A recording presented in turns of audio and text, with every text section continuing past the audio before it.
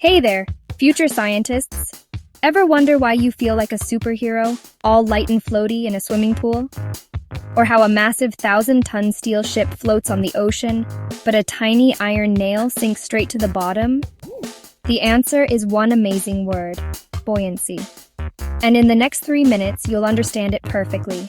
Well, let's dive in. And trust me, it's not as complicated as it sounds. Right, picture this. You've got a rubber duck, and no matter how hard you push it down into water, it pops right back up. That's buoyancy in action. But what's actually going on? Whenever you place an object into a fluid, like water or even air, the fluid pushes back with an upward force. Think of it as the water giving the object a high five from below. Let's break it down with a quick activity.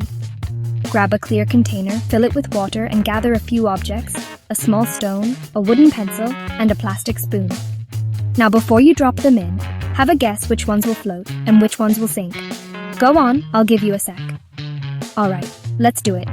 Drop in the stone, straight to the bottom, right? Now, the wooden pencil? It floats.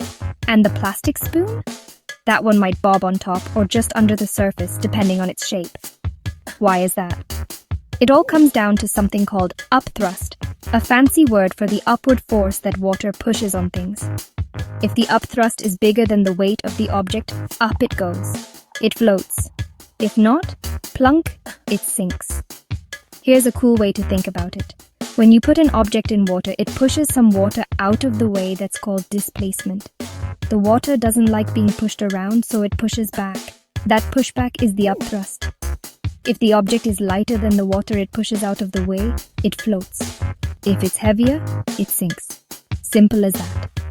That's why a massive metal ship can float, because it's shaped to push out a lot of water, making the upthrust strong enough to keep it up. Let's make this interactive. Try this at home. Take a bit of modeling clay and roll it into a ball. Drop it in water. Sinks, right? Now, shape that same clay into a little boat. Place it back in the water. Boom! It floats. By changing the shape, you changed how much water it pushes aside, and that changed the upthrust. So next time you're at the pool or in the kitchen, pay attention to what floats and what sinks. Do you know?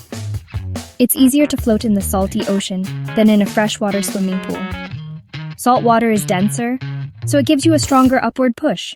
That's why you get the entire fun in Dead Sea where you never get drowned. This entire concept is explained by Archimedes' principle, which states that the buoyant force is equal to the weight of the fluid an object displaces. That's how we design giant ships. Their shape displaces a huge amount of water, creating a powerful buoyant force that keeps them afloat. From tiny bubbles to giant battleships, buoyancy is the invisible force that makes it all happen.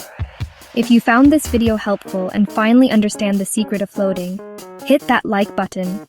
Share it with your friends so they can become buoyancy experts too.